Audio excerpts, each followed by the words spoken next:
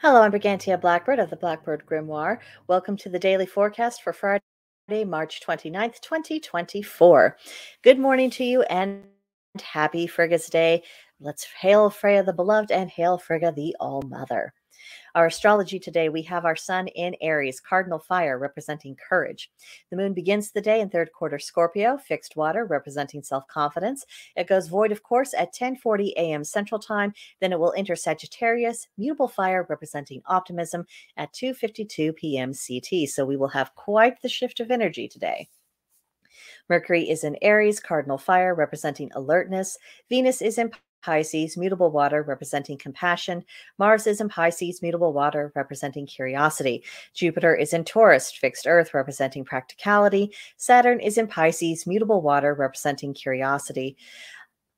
And then Uranus is in Taurus, fixed earth, representing renovation. Neptune is in Pisces, mutable water, representing imagination. And Pluto is in Aquarius, fixed air, representing reformation. Now our moon phase, it's third quarter waning. So continue to release the unneeded and continue to absorb wisdom from any source that comes to you. Now we have our Sagittarian moon later today. So do engage in teaching if you have something to teach. This is a good day for philosophical debates. And it's also a fantastic day to go out hiking, unless, of course, you're in an area of the country experiencing wintry weather, in which case, please do exercise caution. Things to avoid would be cramped spaces, the giving of unsolicited advice, or getting up in pointless arguments. And this is a good thing to make a distinction between a philosophical debate and a pointless argument. In a philosophical debate, you're working to get at the root of a matter, and you have different positions, and you explore the positions of both parties, or as many parties are as involved in the conversation, to see their merits, their demerits, their strengths, their weaknesses, and it's all with the goal of trying to have a better understanding of truth, or as close to truth as what we're able to get in that conversation.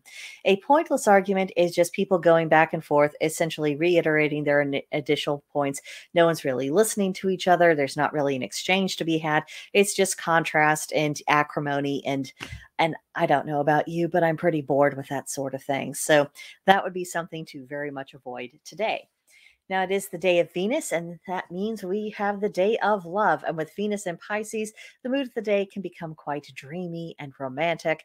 And with the adventurous spirit of the Sagittarian moon, that lends further strength to this atmosphere.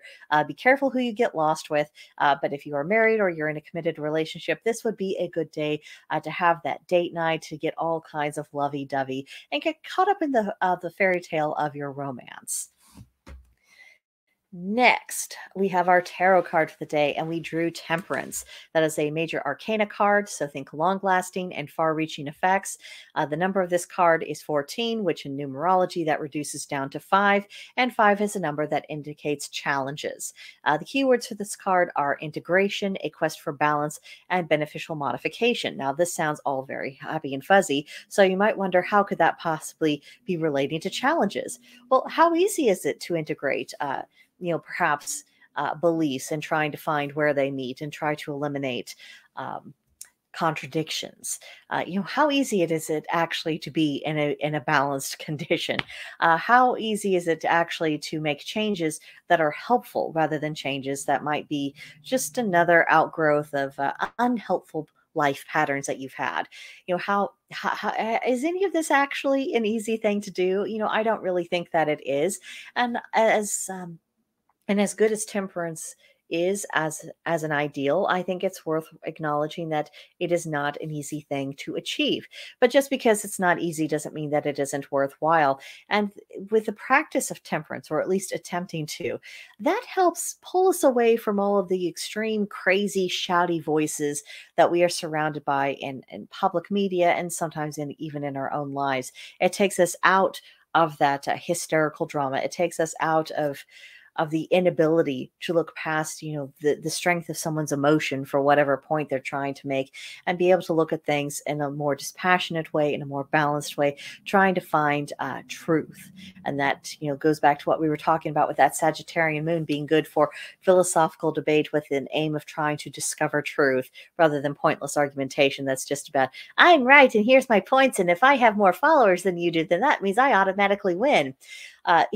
If we are practicing temperance, we are getting further and further away from that particular attitude. So, it should be helpful for us today to think about that card. Now, today's Celtic triad, it reads 3 nourishments of arrogance, recklessness, wealth, and excess. With recklessness, if someone is arrogant and they haven't had any disaster from their actions, or haven't had any real consequences of their actions, that they didn't like, it just emboldens them to take further risks, to do more things that probably shouldn't be attempted, or at least shouldn't be attempted thoughtlessly. And of course, that's the arrogance. Well, everything will turn out fine. It turned out fine before, and people go on until something horrible and irrevocable tends to happen. And then wealth can also help people remain in arrogance. They confuse the possession of money with the possession of wisdom, or the possession of character, or the possession of a sense of nobility, in the highest sense of that term, of someone who is doing right because it is right. Wealth is by no means any guarantee of that, but it helps people sustain the illusion that, well, I have this, therefore I must be fantastic. That's not how it works. That is never how it has worked. And then, of course, excess. Excess always makes arrogance worse. It's this just overindulgence, and it's covering up present pain, and it's creating future pain. And of course, as long as someone is able to ignore that, they carry on in their arrogance, that they're not experiencing real consequences. And so they don't need to rethink anything about their lives, and they don't have to think about the impact that they're having on anything or anyone. So these are things we really do need to keep an eye on, especially if we possess them with ourselves, or if we see that we are prone to these certain tendencies. We can be setting ourselves up for disaster if we do not keep them in check. So today's magical intention is centered on friendship. And to go along with that, we have the color rose, the plant the primrose, the animal the canary, specifically compassion within friendship. And it is pink canary specifically. Yes, they exist. They are a thing. Isn't that fantastic? Isn't it cute? And then the crystal is the rose quartz. And the question I'm asking is, who do you count as close friends in your life? What is a close friend to you? What is that bond really like? Because the scary thing is that despite all of our technology that allows us to be connected to each other all the freaking time, it seems like genuine friendship and real relationships have become scarcer and scarcer and scarcer. And we could do worse than to ask ourselves why. And we could do worse than to ask ourselves, are we really lavishing the proper energy around the people around us that we could be close to? Or are we wasting that energy on the ephemera and on the illusions in the digital space? So for today's pagan practice, it is Aries season. So what are you passionate about now, and are you pursuing that passion? As long as the sun is in Aries, you can make a lot of headway. So make the most of it. Don't let the opportunity pass you by. If it is a windy day today, go fly a kite. It's just a fun thing to do. And of course, by interacting with the physical wind, that can also make you more aware of the air element, and that can lead to some very useful reflections.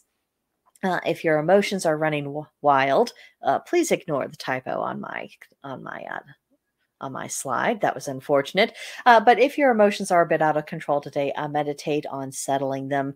You could brew a potion for energy if you feel like you've got more tasks than you have energy to deal with them. Do a little potion. Various forms of tea and coffee are very useful for this. And if it is a nice day today, you might consider going outside and foraging for some herbs. Then today's journal prompt, imagine yourself caught in the mist, like the fog that we see in that picture that I found. Where might you get spirited away into those mists? If the mist is not just a mist, but it is actually a portal to another realm, where might you go off to? Where would you want to go off to? That could be an interesting thing to journal about. And that's what I have for you today. So leave your reactions out to today's presentation in the comment section below, or send me an email at brigantiablackbird@protonmail.com, and I'd be happy to talk with you there. But that will be it for today, and I will see you guys next time. Bye-bye.